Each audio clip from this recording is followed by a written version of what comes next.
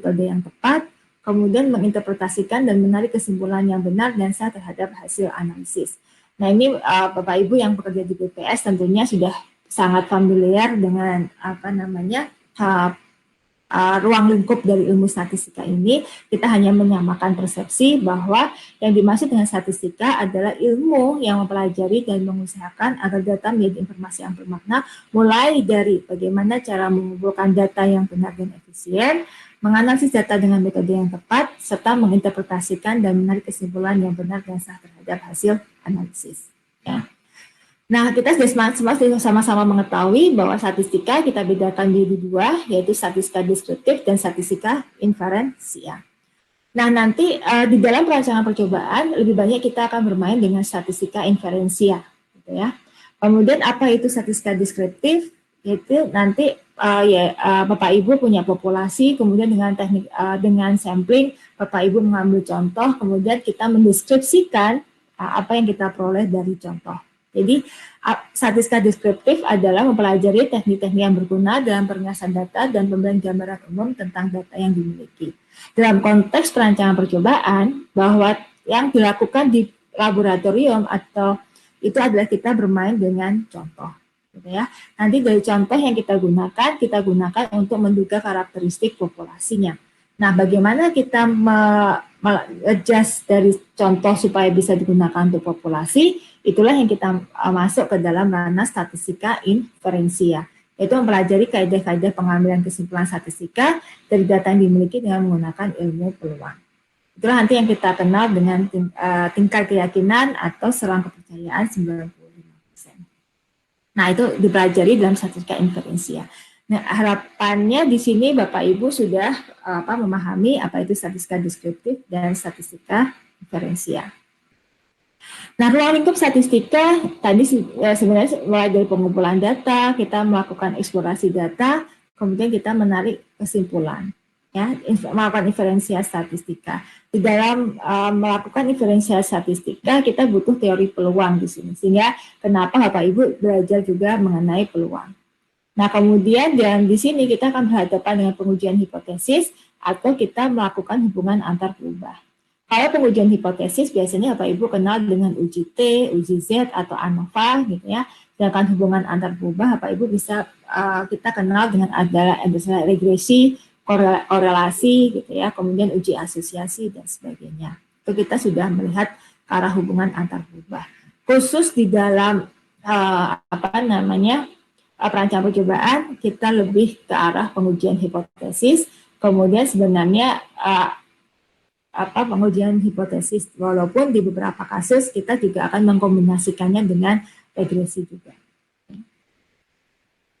Nah ini, tapi beberapa dekade terakhir ini terminologi statistik itu sudah mulai berubah. Kalau tadi yang saya kemukakan itu adalah definisi statistika klasik gitu ya. Sekarang statistik itu sudah berubah definisinya, yaitu merupakan suatu seni dan ilmu bagaimana kita mendesain studi kita dan menganalisis data sehingga data itu menjadi bermakna. Jadi kata kuncinya adalah translating data into knowledge and understanding of the world around us. Nah ini yang sekarang sudah mulai banyak dilakukan oleh orang-orang, bagaimana mentransformasi data menjadi pengetahuan dan pemahaman sehingga kita mudah dipahami.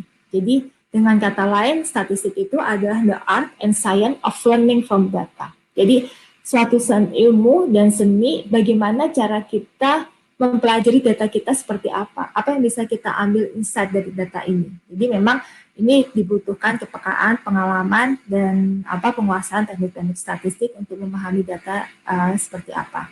Kenapa ini menjadi sesuatu hal yang berbeda saat ini? Karena pada saat pengumpulan data, mungkin teman-teman BPS saat ini sudah familiar ya, sedang dilaksanakan sensus penduduk 2020, di mana pada saat sensus itu adalah kriterianya kita mencatat semua anggota populasi, tapi karena keterbatasan biaya, waktu, dan seterusnya, ini kemudian dilaksanakan suatu survei. Ya. Di sini ada survei, jadi kalau BPS ada survei antara, ada Susenas, dan lain-lain.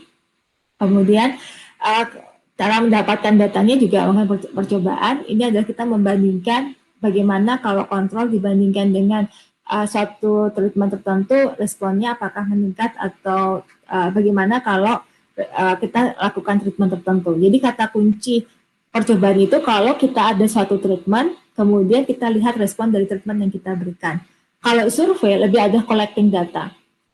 Bapak Ibu mungkin di BPS sudah biasa bahwa data itu ada di lapangan. Bapak Ibu dengan metode kuesioner tertentu, kemudian mencoba mengambil data, gitu ya. Kemudian ini ada observasi pengamatan, jadi kita mengamati beberapa perilaku dari makhluk hidup. Kalau teman-teman di biologi ya bisa binatang, bisa hewan. Kalau teman-teman di sosial mungkin mengamati bagaimana pola hidup dari suatu suku bangsa tertentu. Ya. Nah sekarang ini yang sekarang sedang banyak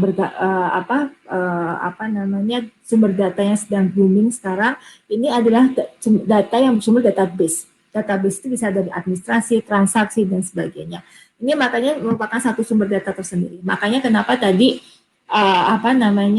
perubahan kata ilmu statistika sudah berubah menjadi bagaimana translating data menjadi suatu pengetahuan yang bermanfaat. Karena sekarang database itu sudah mulai banyak, data sudah mulai berkumpul, bagaimana cara kita memperoleh informasi dari database yang kita lakukan. Transaksi analisis terhadap transaksi perbankan, kemudian penggunaan telepon dan seterusnya, itu adalah menjadi suatu informasi tersendiri. Nah, kemudian web scraping, siapa sih kita sekarang ini yang tidak tersentuh oleh sosial media, kemudian kita semua selalu berlomba-lomba cari langsung saja ke Mbah Google gitu ya, tanpa melihat search engine yang lain. Kemudian, nah ini data itu sudah kita mulai pelajari ada di situ. Bagaimana komentar-komentar kita di Twitter bisa dianalisis, kemudian komentar-komentar kita di Facebook bisa dianalisis dan seterusnya. Jadi sekarang perkembangan sudah mulai merambah ke sini, ya. Oke. Nah ini tipe data mungkin Bapak Ibu masih kenal ya. Ini sekedar reminding tentang tipe data. Kita punya kategorical, numerical, discrete, continuous, gitu ya. Kemudian skala pengukuran ini penting. Mungkin di metode statistika besok Bapak Ibu juga akan berkenalan dengan skala pengukuran. Dimulai dari nominal data, ordinal data, interval data, dan ratio data. Nah kalau untuk ini saya rasa saya tidak perlu mengulang lebih detail. Karena saya mengasumsikan Bapak Ibu sudah familiar dengan nominal data, ordinal data, interval, dan rasio. Tapi jika ada yang ditanyakan, silahkan nanti ditanyakan. Ya.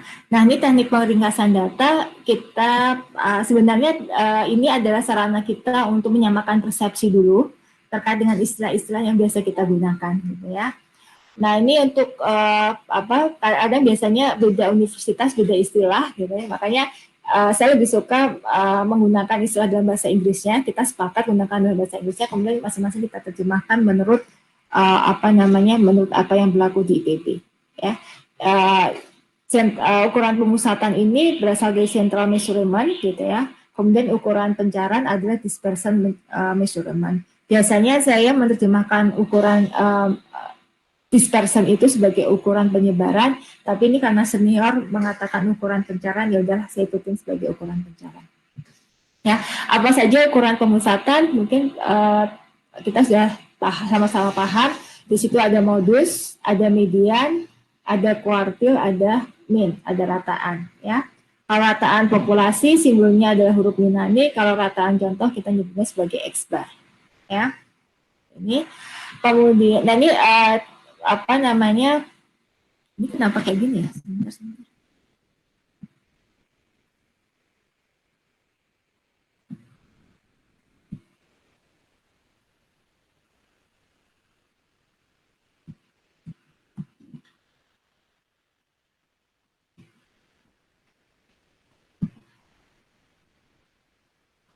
Nah, ini datanya, maaf, kemarin mau punya.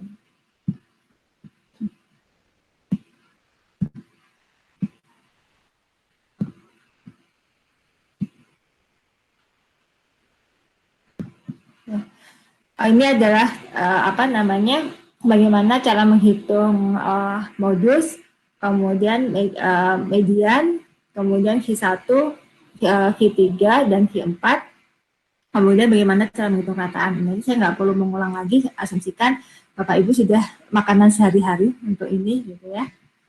Nah ini cuma ada beberapa hal terkait dengan median. Kita sepakat bahwa median itu relatif robust terhadap adanya outlier, sedangkan rataan ini ada sangat resisten terhadap outlier. Jadi misalkan kita punya data seperti ini, mediannya sama-sama 6, tapi rataannya yang satu 6, yang satu adalah 24. Nah ini kaitan bentuk sebaran dengan ukuran pemusatan. Kalau ini misalkan dia menjulur ke kanan gitu ya, maka nilai modenya lebih kecil dari median, median lebih kecil dari min gitu. Kemudian kalau dia menjulur ke kiri, adalah minnya lebih kecil dari median, median lebih kecil dari modnya. Kemudian kalau dia bentuknya simetrik, maka min sama dengan median sama dengan modus ya. Nah, ini kalau ukuran pencarian adalah menggambarkan ukuran kuantitatif tingkat penyebaran atau pengelompokan dari data numerik. Jadi, kita menghitung ukuran pencarian ini jika data kita merupakan data numerik. Itu mengukur seberapa jauh jarak antara titik-titik tersebut sama lain, kemudian mengukur seberapa jauh jarak antara titik-titik tersebut terhadap rataannya, dan bagaimana tingkat keterwakilan nilai tersebut terhadap kondisi data keseluruhan. Jadi, itu makanya ada namanya di ukuran pencarian.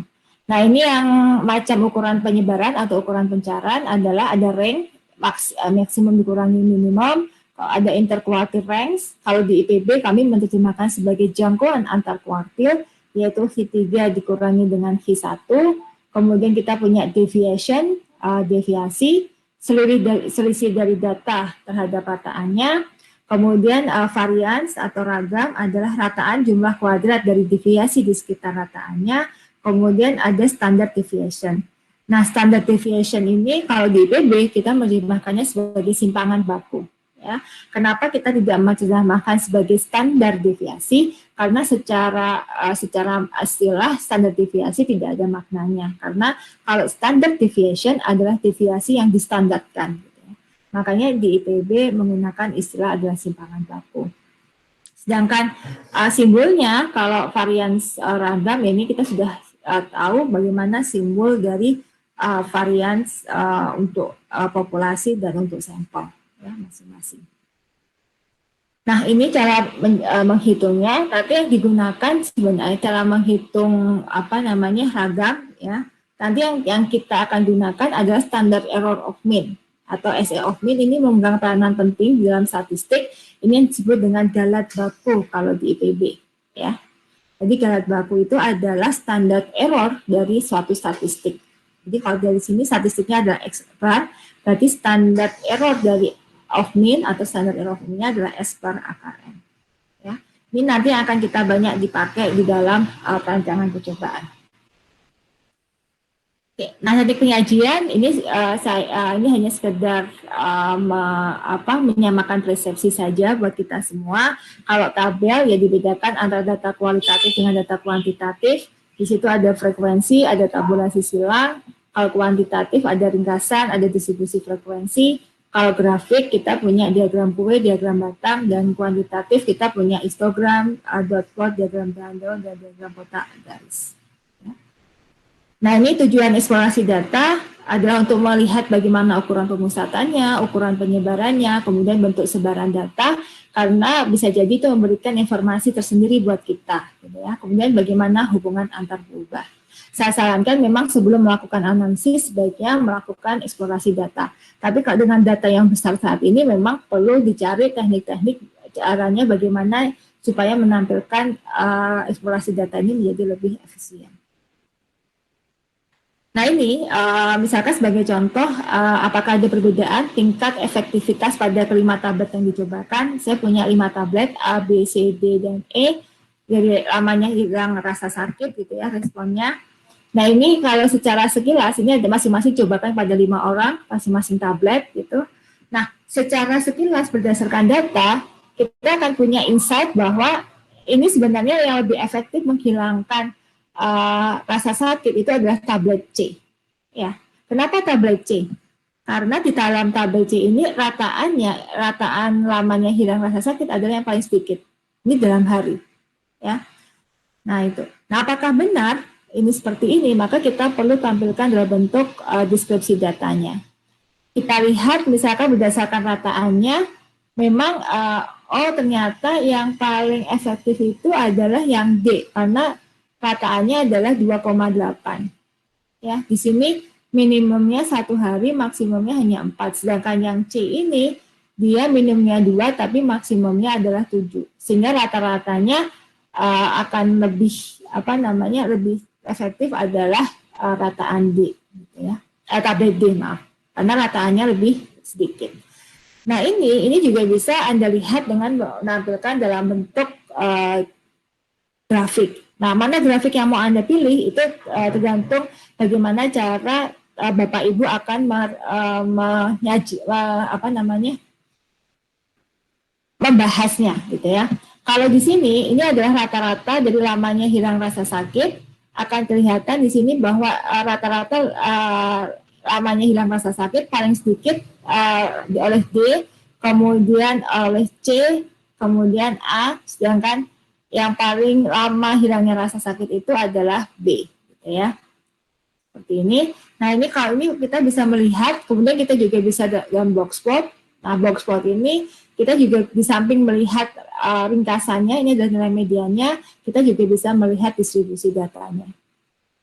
Kemudian bisa juga Bapak Ibu buat dalam bentuk histogram. Ya, di sini juga sama. Histogram ini kita bisa melihat bagaimana sentralnya, ya ukuran sentralnya, dan kita bisa melihat bagaimana penyebaran dari data yang kita buat. Ya. Nah, ini adalah cara melakukan deskripsi data. Biasanya saya akan menyarankan adalah sebelum melakukan analisis perancangan percobaan, saya selalu menyarankan untuk dibuat eksplorasi datanya seperti ini. Kenapa? Karena biasanya dengan melakukan eksplorasi data, kita bisa mendapatkan insight lebih dari data yang kita buat, sehingga kita bisa menceritakan banyak hal dari data yang kita punya. Ya. Walaupun di beberapa senior mengatakan bahwa ya sudah, kalau kita sudah melakukan perancangan percobaan, nggak perlu lagi kita melakukan eksplorasi, itu dari awal sudah kita desain. Jadi langsung aja kita lakukan pengujian hipotesis. Nah, ada juga beberapa yang menyatakan demikian. Tapi kalau buat saya, supaya saya bisa menceritakan lebih banyak terkait dengan data, maka eksplorasi data ini saya sarankan untuk selalu digunakan dalam sebelum kita melakukan pengujian hipotesis. Oke, ada pertanyaan terkait dengan eksplorasi data? Terasa itu sekedar reminding saja, menyamakan persepsi ya. Benar ya, ada yang ditanyakan lagi? Oke, baik, kalau nggak ada ditanyakan, kita lanjutkan untuk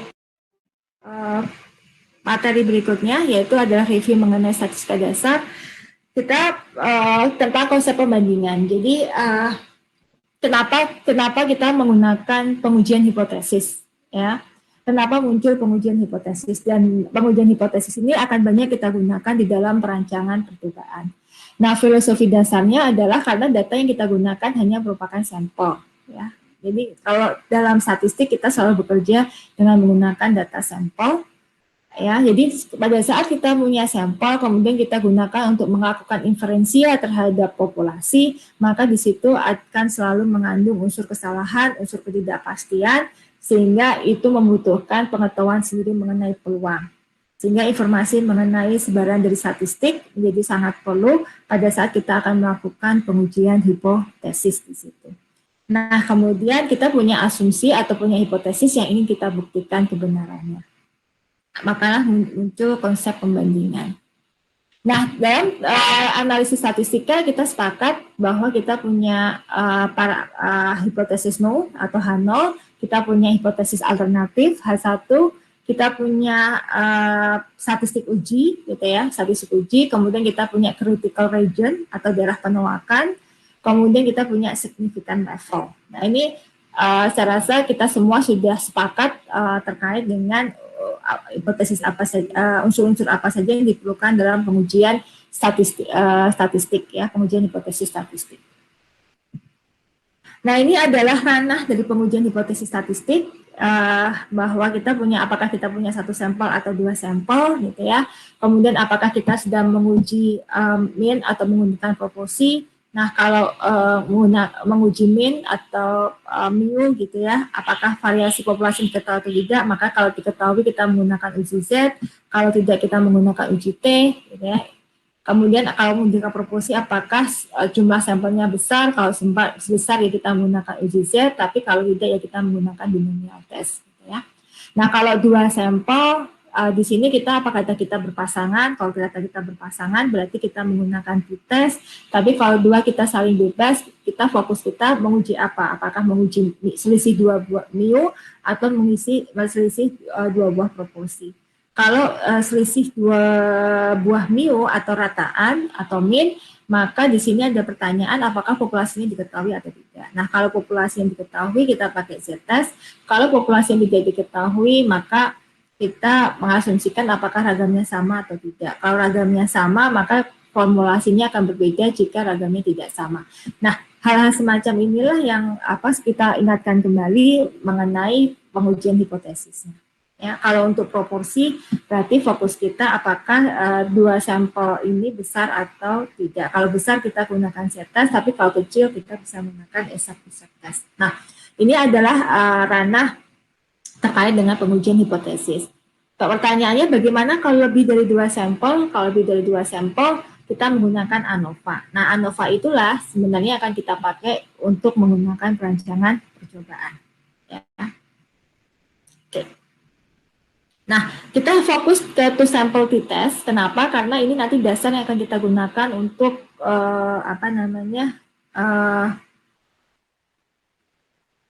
perancangan percobaan. Ya, kenapa disebut dengan two independent sample? Ya, kita punya populasi 1 dan populasi 2, kemudian masing-masing populasi kita ambil sampel gitu ya, sampel 1 dan sampel 2. Kemudian kita akan melakukan pengujian apakah karakteristik atau parameter dari kedua populasi ini sama atau tidak. Nah, ini sebagai contoh tadi kasusnya dari 5 obat, saya hanya akan ngambil 2 obat, yaitu tablet A dan tablet B. Masing-masing tablet diberikan secara acak pada 5 orang, kemudian ini diamati lamanya hilang rasa sakit gitu ya. Nah, kalau Bapak Ibu lihat ini antara A dengan B ya, antara A dengan B secara rata-rata tablet A rataannya akan lebih kecil dari tablet B gitu ya. Nah, ini yang kita lihat secara insight berdasarkan data. Nah, apakah benar nanti kalau kita melakukan pengujian hipotesis? Ya, ini definisi efektif. Pada saat kita mengatakan efektif, apa yang dimaksud dengan efektif? Efektif adalah memberikan rata-rata lamanya hilang rasa sakit kepala yang lebih kecil. Ya, jadi rata-rata hilangnya itu lebih kecil. Nah, ada 3 kemungkinan hipotesis di sini. Tablet A lebih efektif dibandingkan tablet B. Kemudian tablet A tidak efektif dibandingkan dengan tablet B. Kemudian kita bisa mengatakan kedua tablet memberikan tingkat keefektifan yang berbeda. Nah, 3 statement ini akan memberikan hipotesis statistikal yang berbeda-beda. Ya, kalau saya mengatakan bahwa tablet A lebih efektif dibandingkan tablet B, maka hipotesis saya adalah memberikan hipotesis yang kedua. Ya, mu1 akan kurang dari sama dengan mu2. Kurang dari sama dengan mu2. Kenapa related dengan yang kedua? Karena harapannya adalah rataan lamanya sakit untuk tablet A lebih kecil dibandingkan dengan tablet B. Tapi kalau saya mengatakan bahwa tablet A tidak efektif dibandingkan tablet B, dalam pengertian bahwa rata-rata lamanya sembuh di tablet A adalah lebih besar atau sama dengan adalah tablet B. Ya. Nah, kemudian kalau saya mengatakan bahwa kedua tablet memberikan tingkat keefektifan yang berbeda, maka akan lari kepada jenis hipotesis yang ketiga, yaitu saya melihat apakah mu1 sama dengan mu2, atau hipotesis alternatifnya adalah mu1 tidak sama dengan mu2. Jadi penerjemahan hipotesis statistik itu akan tergantung kepada bagaimana cara kita membuat hipotesis terhadap permasalahan yang ada. Gitu ya. Bisa dipahami ya sampai sini ya. Ada yang mau diskusikan dulu? Saya lanjutkan. Maaf Bu. Ya. Saya Roni Bu. Ya, Mbak Rani, silahkan. Tadi yang untuk yang ada 3 kemungkinan hipotesis, untuk yang pertama tadi itu hipotesis statistiknya yang nomor 1 juga ya, Bu, ya? Uh, yang, yang tablet A lebih efektif dibandingkan tablet B ya? Iya, yang tablet A lebih efektif tablet B itu boleh yang nomor 2 kan ya, Bu, ya? Iya, nomor 2. Tablet A lebih efektif dibandingkan tablet B itu sebenarnya hipotesisnya yang nomor 2. Oh iya, berarti itu yang nomor 2, terus yang tablet A tidak lebih efektif dibanding tablet B itu berarti hipotesis yang 1 ya, Bu, ya? Ya, benar. Oh iya. Kemudian Iya. yang hipotesis yang ketiga, kedua tablet memberikan tingkat efektivitas yang berbeda, itu adalah hipotesis yang ketiga. Oh iya, itu ya. Ya, Bu. ya sama-sama. Nah, clear ya. Ada lagi yang mau didiskusikan sampai sini? Oke, kalau tidak ada, saya lanjut. Nah, ini hipotesisnya. Kemudian terkait dengan statistik uji akan tergantung tadi ya, uji T atau uji Z ya. Nanti kita akan bahas di belakang. Kemudian kita akan bahas dulu wilayah kritik atau daerah penolakan Hanno. Ini hanya sekedar mengingatkan kembali bahwa kalau kita punya hipotesisnya seperti ini, ya, kalau kita punya hipotesisnya seperti ini, berarti ini adalah tidak sama dengan hal alternatifnya, berarti disebut dengan hipotesis dua arah, berarti daerah wilayah kritiknya, kalau kita punya alfa, kita bagi dua, ada alfa per 2 di sebelah kiri, kemudian alfa per 2 di sebelah kanan. Ya. Kemudian dari sini kita akan dapat nilai T tabel atau Z tabelnya, karena di sini adalah nilai tengahnya 0, maka di sebelah kiri adalah bernilai negatif, di sebelah kanan adalah bernilai positif. Sehingga tolak H0 jika apa? Jika T hitung kita jatuh di arsiran yang berwarna biru ini. Ya. Ini apa namanya sekedar menyamakan persepsi. Kemudian untuk H1 ya ini kita sudah sepakat bahwa kalau letaknya kurang dari berarti wilayah kritiknya adalah di sebelah kiri, kalau lebih dari berarti wilayah kritiknya adalah di sebelah kanan. Nah, karena ini simetrik antara yang kalau di sebelah nilai yang negatif dengan nilai yang positif, biasanya kita akan cenderung untuk mempositifkan yang negatif. Ya, sehingga aturannya akan sama dengan tolak H0 jika statistik uji kita lebih besar dari theta. Nah, tapi kalau ini biasanya kita langsung aja cenderung pada nilai P gitu ya. Nah, apa itu nilai P dan nilai P ini dibandingkan terhadap alfa. Pertanyaannya adalah alfa itu adalah taraf nyata dari uji statistik, jadi taraf maksimal yang bisa kita taraf maksimal yang ditetapkan oleh peneliti, apakah 5% atau 10%, sedangkan nilai P itu adalah taraf nyata dari contoh. Ya, jadi peluang lebih besar dari statistik ujinya. Ya, itu ada kita sebut dengan nilai P. Ya, itu merupakan suatu ukuran pelajaran untuk menerima H0 atau menerima H0. Jadi jika nilai P kurang dari alfa maka kita tolak H0. Makanya kalau kita berhadapan dengan software, biasanya kita selalu bermain dengan nilai P. Ya, nilai P kurang dari alfa maka kita akan tolak H0. Nah ini statistik uji. Jadi tadi kita asumsikan bahwa karena kita mau punya data, kita tidak pernah tahu karakteristik populasinya, sehingga uji yang kita gunakan adalah uji T.